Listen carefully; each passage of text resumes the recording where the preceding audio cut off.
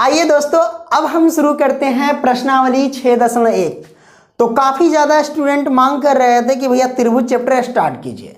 कुछ लोग कहते हैं कि ये बहुत हार्ड है, मैं कहता हूँ ये बहुत आसान है। शुरू से लेकर के लास्ट तक देखना। इससे पीछे वाले जितने भी चैप्टर हैं उन सभी को मैं खत्म कर दिया हूँ। डिस्क्रिप्शन बॉक्स में जा कर के चेक कर लेना। और इससे आगे जैसे कि त्रिकोणमिति, हाइट एंड डिस्टेंस, उसको भी मैं ख़त्म कर दिया हूँ। तो वहाँ आप प्लेलिस्ट में जा कर के चेक कर सकते हो। तो आइए शुरू करते हैं। चलिए, सबसे पहले इस चैप्टर में ज़्यादा यूज होने वाली क्या क्या शब्द है उसको हम पहले बता देते हैं। इस चैप्टर में ज़्यादा यूज होगा सर्वांगसम या समरूप। ठीक है, आपको बताना रहेगा कि कौन समरूप है, कौन सर्वांगसम है, ये आपको बताना होता है। तो सबसे पहले हम समझ लेते हैं कि सर्वांगसम का चिन्ह क्या होता है और समरूप का चिन्ह क्या होता है। तो मैं यहाँ पे बता दूं कि जैसे समरूप का जो चिन्ह होता है कुछ इस तरीके से समरूप का चिन्ह होता है, याद रखना, कुछ इस तरीके से समरूप का चिन्ह। और सर्वांगसम में आप पहले बराबर लगा दो, आई के ऊपर समरूप डाल दो। ठीक है, तो ये हो गया सर्वांगसम का चिन्ह और ये हो गया समरूप का चिन्ह। चिन्ह भी आपको पता होना चाहिए। आइए अब हम बात करते हैं सबसे पहले कि क्वेश्चन नंबर 1 क्या है उसको पढ़ते हैं। आज जैसा सवाल आएगा उस हिसाब से हम आपको डिटेल में बताते चलेंगे, इसका इंट्रोडक्शन भी बोल देंगे। तो कहता है कि कोष्ठकों में दिए शब्दों में से सही शब्द का प्रयोग करते हुए रिक्त स्थानों को भरिए। ठीक है, अब याद रखना कि इसमें जितने भी सारे क्वेश्चन हैं, इस वीडियो में मैंने पूरा चैप्टर कंप्लीट कर दिया, याद रखना। तो जितने भी सारे क्वेश्चन हैं सब कोष्ठक के रूप में इधर दिया हुआ है और बताना है कि इस खाली स्थान में क्या आएगा। तो कहता है कि सभी वृत्त डैश होते हैं, सर्वांगसम होते हैं या समरूप होते हैं। तो हमको ये पता करना होगा कि सर्वांगसम या समरूप का मतलब क्या होता है। ठीक है, तो वही मैं आपको बता देता हूँ। देखो भाई, सबसे पहले हम समरूप के बारे में आपको बताते हैं। किसके बारे में? समरूप के बारे में। जब आकृति एक जैसा हो, एक शकल जैसा हो, यानी सेम हो, आकार इसका सेम हो, जैसे ये गोल है ना, तो ये भी गोल है। ठीक है, ये गोल है और ये भी गोल है और इसका साइज से कोई लेना देना नहीं है भाई, सिर्फ इसका आकार सेम होना चाहिए, दिखने में एक जैसा होना चाहिए, वो समरूप कहलाता है। बस यही तो बात है। जैसे कि ये गोल है, एक वृत्त है और ये भी वृत्त है, तो ये दोनों तो गोले हैं। अब बड़ा छोटा सा हमको मतलब नहीं है, सिर्फ दिखने में एक जैसा होना चाहिए, उस समरूप कहलाए। यानी एक ये दोनों क्या होंगे? एक दूसरे के समरूप होंगे। जैसे कि ये वर्ग है, मान लो कि ये वर्ग है और एक और वर्ग बना देते हैं। ठीक है, तो भाई दिखने में एक समान हो, यानी एक जैसा हो। वर्ग है ये, तो ये भी वर्ग, मान लेते ये छोटका वर्ग है कि नहीं?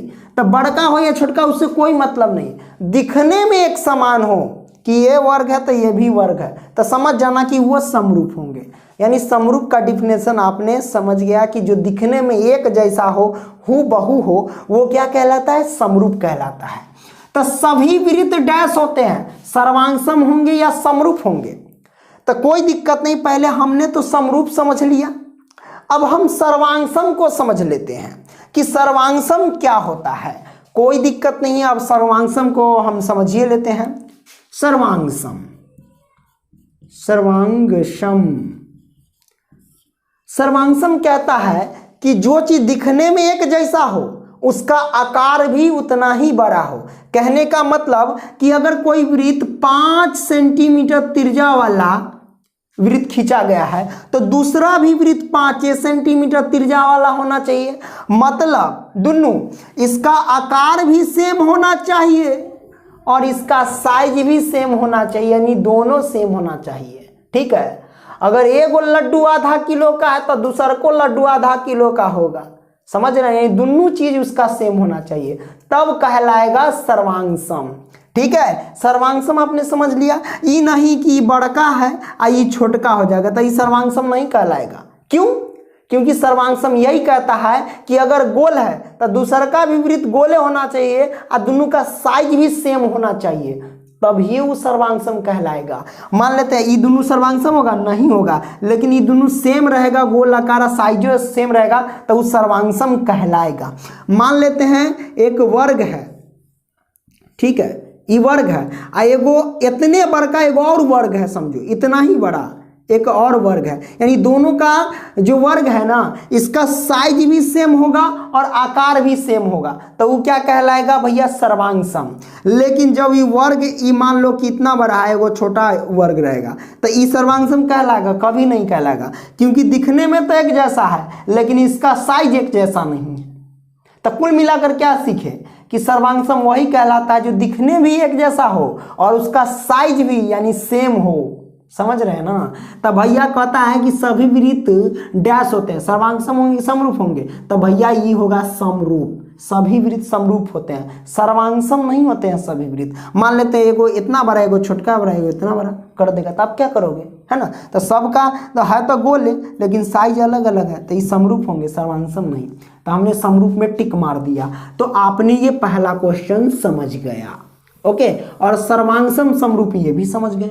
चलिए ये सॉल्व हो गया। दूसरा प्रश्न, सभी वर्ग डैश होते हैं, समरूप होते हैं कि सर्वांगसम होते हैं, तो जितने भी वर्ग होते हैं भैया वो समरूप होते हैं, समरूप आंसर। मान लो कि ये वर्ग है, छोटको वर्ग हो सकता है नहीं, अहू से छोटका वर्ग हो सकता है। तो देखिए इसका आकार सेम है ना। समरूप का यही डिफिनेशन कि आकार सेम होना चाहिए समरूप। और सर्वांगसम में क्या था, आकारों सेम होना चाहिए और साइजो उतना ही बड़ा होना चाहिए। तो सभी वर्ग क्या होगा कि भैया कोई बड़को होगा छोटको होगा, तो सभी वर्ग क्या हो सकता है, समरूप हो सकता है। ये आंसर सिंपल सी बात है। आइए और हम बात कर लेते हैं तीसरा नंबर, सभी त्रिभुज समरूप होते हैं। क्या ये कथन सत्य है कि सभी त्रिभुज समरूप होते हैं? ओ देख लीजिए क्वेश्चन कुछ दिया है कि सभी डैश त्रिभुज समरूप होते हैं। तो मतलब कौन ऐसा त्रिभुज है, जितने भी त्रिभुज हो वो समरूप होता है। बताइए, समद्विबाहु सभी त्रिभुज जो होते हैं वो समरूप होते हैं या समबाहु? तो समद्विबाहु त्रिभुज में क्या है कि जिसकी दो भुजा आपस में बराबर हो। तो इसमें भी बहुत सारे त्रिभुज लेंगे तो क्या होता है, इसमें कोई दो भुजा, आई त्रिभुज के मान लेते हैं कि कोई इधर का दूसरा भुजा है और में कि कोई और दो भुजा है, तो ये सब नहीं होता है, ठीक है। लेकिन समबाहु में क्या होता है कि ये होता है, यानी समबाहु त्रिभुज कुछ इस तरीके के होंगे, ठीक है। ये समबाहु त्रिभुज, इसकी तीनों भुजा आपस में बराबर हो। अब छोटको ले लो तो इसको तीनों भुजा आपस में क्या होंगे, बराबर ही होंगे समबाहु के। इसका कोनों क्या होंगे, बराबर होंगे। ये 60, ये भी 60, ये भी 60, इसका भी 60, इसका भी 60, इसका भी 60। सिंपल, यानी इसमें हर प्रकार से देखा जाए समबाहु त्रिभुज में सभी चीज बराबर होता है। छोटका ले लो चाहे अहू से बड़का ले लो, तो इसमें भी तीन गो भुजा आपस में बराबर होते हैं, है ना। और प्लस में सभी भुजा भी तीन गो कोण आपस में बराबर होते हैं और सभी भुजा भी बराबर होते हैं, है ना। तो सभी समबाहु त्रिभुज क्या होते हैं भैया, समरूप होते हैं। तो इसका जो सही आंसर होगा भैया भर देना समबाहु। राइट, आपने समझ लिया। ओके, कोई दिक्कत नहीं। आइए चौथा सवाल लेते हैं। चौथा सवाल कहता है कि भुजाओं की समान संख्या वाले दो बहुभुज समरूप होते हैं यदि उनके संगत कोण डैश हो तथा दूसरा उनकी संगत भुजाएं डैश हो। ये क्वेश्चन पूछा जाता है ऑब्जेक्टिव टाइप क्वेश्चन में, ठीक है। इस बात को ध्यान रखना, इसमें तो 100 ऑब्जेक्टिव टाइप क्वेश्चन में पूछा जाता है, लेकिन ये क्वेश्चन थोड़ा ज़्यादा प्रचलित है, ठीक है। आपको ऐसी से पूछ सकता है या घुमा घुमा के भी पूछ सकता है। तब बताइए, भुजाओं की समान संख्या वाले दो बहुभुज समरूप होते हैं यदि उनके संगत कोण डैश होते हैं। क्या होंगे उनके संगत कोण, तो बराबर होंगे। यदि उनके संगत कोण बराबर होंगे तथा उनकी संगत भुजा क्या होंगे, समानुपाती होंगे। समानुपाती आप लिख लेना, तभी ये कथन सत्य होगा, ठीक है। तो आपने पहला क्वेश्चन सॉल्व कर लिया। आइए दोस्तों अब हम दूसरा प्रश्न लेते हैं। आइए दोस्तों अब हम सॉल्व करते हैं यहाँ पे क्वेश्चन नंबर 2। तो क्वेश्चन नंबर 2 कहता है कि निम्नलिखित युग्मों के दो भिन्न भिन्न उदाहरण दीजिए। कहने का मतलब ये पहला ही दूसरा ये दोनों के उदाहरण देना है, कोई दिक्कत नहीं। कहता है कि समरूप आकृतियां, पहला समरूप आकृतियां के उदाहरण देना है, तो कैसे देंगे। सिंपल, आपको समझाए हैं कि जैसे कि एगो वृत्त दे दो, एगो छोटका वृत्त दे दो, ये समरूप हो गया, है ना।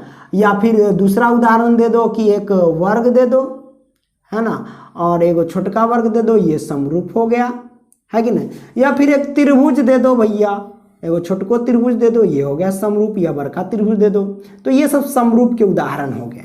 दूसरा, ऐसी आकृतियां जो समरूप नहीं है उसके उदाहरण देना, कोई दिक्कत नहीं। एगो वृत्त दे दो, एगो त्रिभुज दे दो, ये क्या समरूप होगा, नहीं होगा। एगो वर्ग दे दो, अब मान लो एगो वृत्त दे दो, क्या ये दोनों समरूप होगा? नहीं होगा, कभी समरूप नहीं हो सकता, ये समरूप नहीं है, इसके उदाहरण है। हो गया आंसर, सिंपल। आइए अब हम तीसरा प्रश्न लेते हैं। तीसरा प्रश्न लेने से पहले आपको समरूपता कसौटी जान लेना चाहिए, यानी समरूपता के नियम भी जान लेना जरूरी है। तो आइए हम वो पहले आपको बता देते हैं, स्क्रीनशॉट मार लो। जानते हैं समरूपता के नियम। समरूपता के नियम क्या कहता है कि पहला, संगत कोण बराबर होना चाहिए। क्या होना चाहिए भैया? संगत कोण बराबर होना चाहिए। संगत कोण जो है वो बराबर होना चाहिए।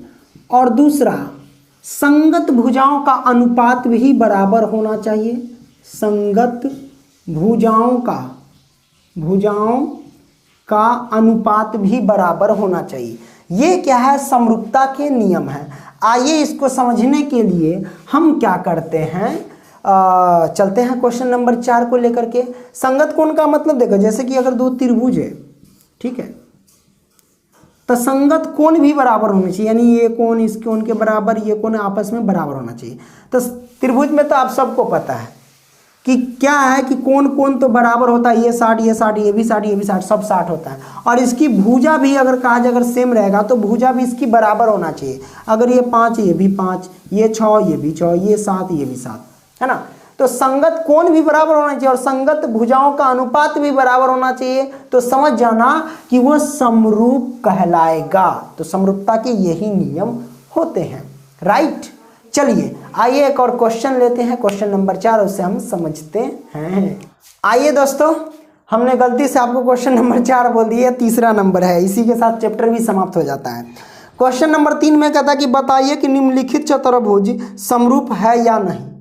मतलब ये दो चतुर्भुज है। चतुर्भुज किसे कहते हैं? जिसमें 4 भुजा हो, है ना, भुजा दिया जाए उसे चतुर्भुज कहते हैं।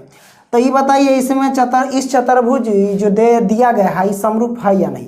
हमने समरूपता कसौटी तो आपको बोला कि जिसका कोण बराबर होना चाहिए और संगत भुजाओं का अनुपात भी बराबर होना चाहिए। तो इसमें देखिएगा कि भुजाओं का अनुपात बराबर है, जैसे कि SR बराबर DC अगर रखेंगे, अनुपात यानी बट्टा में रखना होगा, ठीक है। अनुपात देख लेते हैं, SR और बट्टे में क्या DC अगर रखते हैं तो इसका वैल्यू आएगा SR यानी 1.5 और बट्टे में DC यानी 3।